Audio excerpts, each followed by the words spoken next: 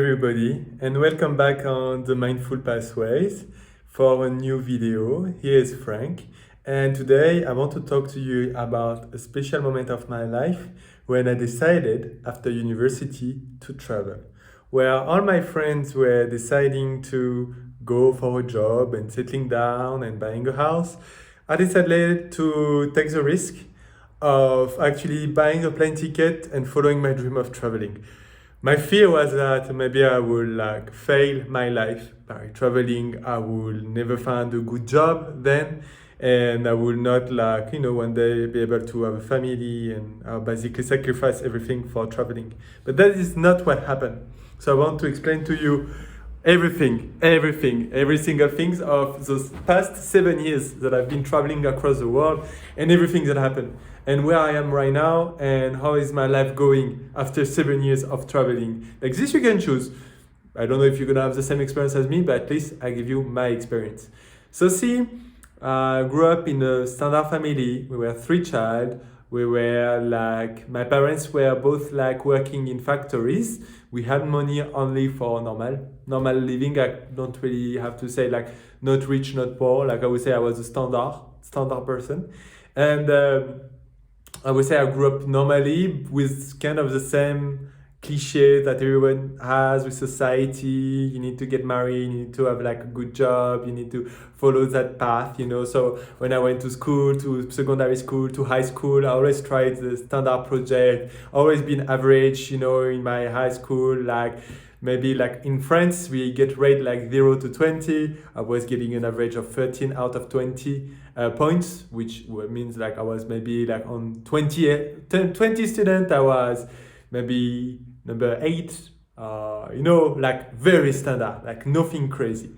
But what happened and what my life started to set apart from, we'll say, the standard amount of people living their life is that when I got 16, I got deeply uncomfortable in my own skill and I got a bit depressed, to be honest. Not a huge depression, but let's say I had no satisfaction in life. I felt I was lost and I felt I don't know, life had no sense to me. I was enjoying meeting my friends, seeing my family, but I don't know, I didn't have this curiosity in life, this flavor that I used to have when I was a child, because when I was a child I had a lot of dreams. I wanted to explore, I wanted to learn so much.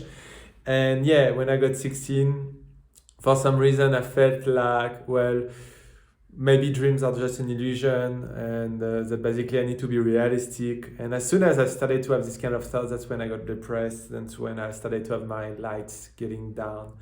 And what happened is I went to university, and the first good thing I've done is first trusting one of my first dreams, which is working in the cinema industry. So I said I will do some study in cinema, despite the fact that people say, it's very hard to get a job in cinema, it's crowded, a lot of competition. And yeah, but that was before, let's say, YouTube and making video content online. So I think I actually did a good choice, because after, with all the content, video content that internet needed, I didn't really have difficulties to find a job as a videographer. So for my own in my own field, when I was studying at university, I could find easily being an intern. And then I will tell you what happened when I traveled, but I found a job as a videographer.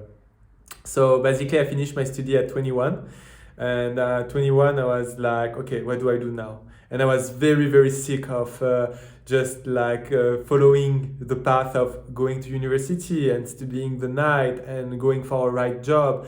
I didn't want that. I always been all my life a dreamer, and I always wanted to actually do things that really excites me. And traveling was really something that always excited me. Not just because of Instagram posts of other travelers, but more of my age was documentaries on TV and National Geographic books and all of that made me I want to see all the animals, I want to meet different cultures, I want to see how people live their life, the part of the world. So I remember asking my mom, what should I do? What should I do? Should I travel or should I find a job in France? Because at the end of my study, I was in Paris, and as I did a videography for the government. I could find easily, I think, a job. But my mom told me like, hey, listen, you have no attach right now. Like traveling is the best bet you have. Despite the fact that I have like at the time 1,600 euros on my bank account, which is not crazy. You know, you travel with that, like half you already spend in your plane ticket, and after you have a few weeks to decide what you do while you're away. But my goal was like, okay, well, I will travel. My goal is to explore, and I will find a visa that allow me to work in the country and just travel like that. So for French people, it's easy to get a visa to work in New Zealand, which is on the other side of the planet for us. So I decided to go there, and that's when something happened. Like that's when you feel a bit like you're getting outside of the matrix. What I mean by that is when you are living in your own country all your life and you are listening to people around you, you feel that life has to happen a certain way. If you're not living life a certain way, then you will fail or you will become miserable, or you have a lot of belief. And when you start traveling, you understand that most of what people believe are actually illusion. Like they are really a lie. Like when you travel, it doesn't mean that because you travel, like, oh, you will fail, you will go back to your home country 2 weeks later completely broke. And, of course, this can happen. It depends how you manage your trip. But if you're a minimum intelligent, I think you can easily find a way to get a job if it's a country that allow you to work. Like me, in 2 weeks, I found a job in hospitality. And I'm not gonna lie, of course, like every job, they ask you for qualification. And of course, like a lot of people, I lied about my qualifications. That's how I found my first job. And before getting my first job, I got rejected by 5 trial job in a restaurant because people are not dumb. They see that I was not a chef. But anyway, at some point I succeed because, I was persisting every day, showing up, trying to get a job. And I got a job as a dishwasher in a bakery, very standard job, don't need qualification, and that allowed me to survive for a couple of months in New Zealand. Following that travel in New Zealand, I started to have like a feeling of, all right, it's good, but I'm not saving money. Like really, when you get like a really standard job, very poor qualified job, you get just the money to, basically you pay your rent, you buy your food, and if you're lucky, you can get 1 or 2 activities during the week, but you don't really save money. So I was like, okay, it's good, but I didn't travel really to just like stay in a country working and just do this. I want to explore. So I remember at 21 thinking, okay, I need to find a way that I don't spend money, but travel. And I was very brave at the time. I decided to just hitchhike on the roads and do some what people call woofing, or me it was called helpix, which is basically going in farms or going in people's house and helping them, working for them for 4 hours a day, and you get food and accommodation. And basically I found a way like that I would not spend my money hitchhiking, so I don't spend money on transport, and helpix will allow me to basically get food and accommodation without spending money, just like helping people 4 hours a day. And I found a sweet spot where I did this for 5 months, easily found people to stay at their place and traveling across the country. And that made me grow so much. Made me grow and understood that actually traveling is not that hard. Like we have a fear in our mind.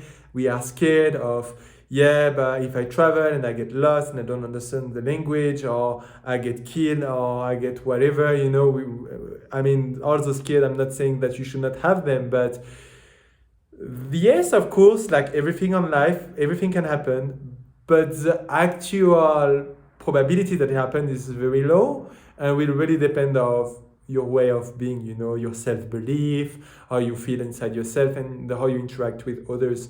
I don't think I'm that smart to compare to other people. I interact friendly, respectfully with people. I have my boundaries, but I just try to go easy, take it easy, slowly, being gentle with myself and being kind with others. And in 99.9% of the time, I always get to meet people, even strangers, that are kind and are good-minded people, not people that try to abuse of me in any kind of way. So after New Zealand and living without really a lot of money, maybe from 1,600, I was at maybe 3,000-4,000 euros after 1 year living in New Zealand. So crazy. But I proved myself that I didn't really needed so much money to travel. I grew confident that okay, now I want to settle down. Now I've got this experience of traveling. I want to actually settle in another country and work more. But that time, as a qualified videographer, because that was my job, and I understood at the time that, okay, if I want to make money, actually, I need to work in my specific field because people paid for qualification.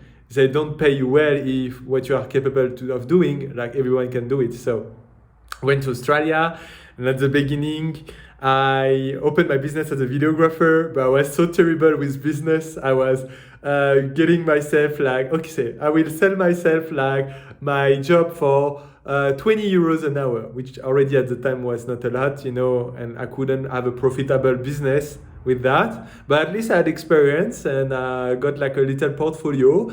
And I got people like buying my service as a videographer. I had like 3 or 4 clients in 3-4 months, which was great.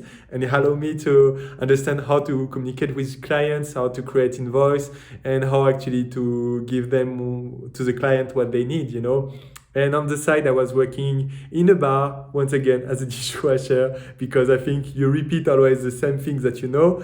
And that was just a way to, try to make my business happening, having on the side already like money for rent and food. And then I kept staying in Australia for 2 other years, thanks to visa, same working holiday visa. So I'm not gonna explain long time how you stay in a country with a visa, but some countries they ask you to work in a farm for 6 months in order to be able to stay another year. Some other countries different, but Australia was that. So I worked in a farm for 4 months. And I always been able to save a little bit. In Australia, it's a bit easier to save, And as I was keep traveling, gaining experience, meeting new people, I learned so much, about the world, about myself, and I felt more comfortable as well living in the now, living from hotel to hotel, from place to place, and deeply inside I understood that material things will not make me that happy. That's not the aim to be happy in life. It's more about growing, doing what you love to do, and just pursuing your dreams. So I felt happy all of that time, And basically, I finally, after like my 3rd year of traveling, so 1 year in New Zealand, 2 years in Australia, decided to find a job in videography. It took me only 3 weeks to find a job in Sydney. And I worked for them for 4 years as a videographer, in-house videographer, which was amazing. Following that, I asked my boss at the time if I could work remotely, which he accepted. And I went back to France with this remote job that allowed me to basically be a digital nomad, just like that. Just by asking like my previous job after 4 years working in-house, if I can work remotely, they said yes, working with social media. And that allowed me to live one of my first dreams, which is buying a van, because now I was making enough money to save. With that saving, I bought a van. And with that van, I traveled across Spain and Portugal. And not only that, but after I had enough saving to travel across Southeast Asia. So basically, I never stopped traveling and I never settled down. As soon as I went back to Europe, I kept traveling. And as soon as I kept traveling, I went to Southeast Asia after these things. And now it's been 7 years that I'm traveling crazy. And for nothing, and I want to tell you, for nothing else, I would have changed my decision. I regret anything. I'm not saying that people that don't decide to travel miss out on something, but I want to reassure people that actually want to travel that it's actually gonna have a big plus in your life, no matter what you think.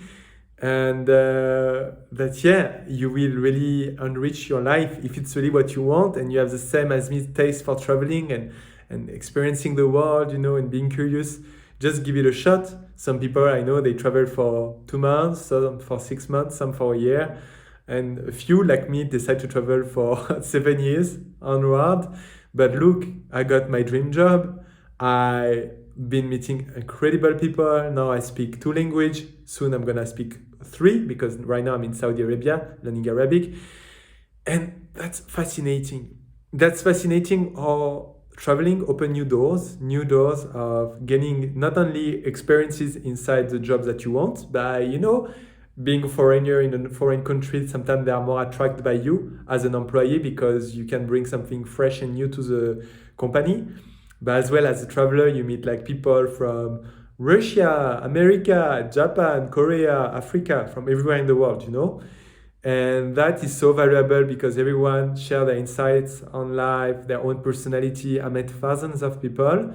Um, Once again, 99% of people I met were so kind, especially travelers, always open-minded. And yeah, I feel like what I really learned about 7 years of traveling is that in life, first of all, fear are an illusion.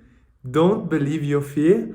Give yourself permission to at least try for, I don't know, 3 months, 6 months. Pursue your dreams and see what happens. And second of all, it's impossible that you will get nothing out of pursuing your dreams. Like me, I've got now 4 years experience as a videographer while traveling, living in Australia, living in New Zealand. I visited 22 countries. I met people from, I don't know, maybe 30 to 40 different countries.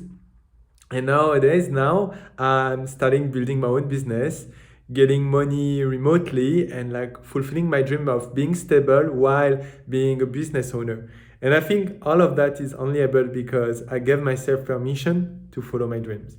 So if you want me to help you with that, with pursuing your dreams, don't hesitate to click the link in the description on my Instagram, and I'm happy to help you. I answer my message, and yes, and I can even give you 1 hour of free live coaching. If I've got time, I'm happy to give you this and see together how you can maybe achieve your dreams. That was Frank for Mindful Pathways. I wish you a beautiful day and I wish you to succeed in your dream. Bye bye.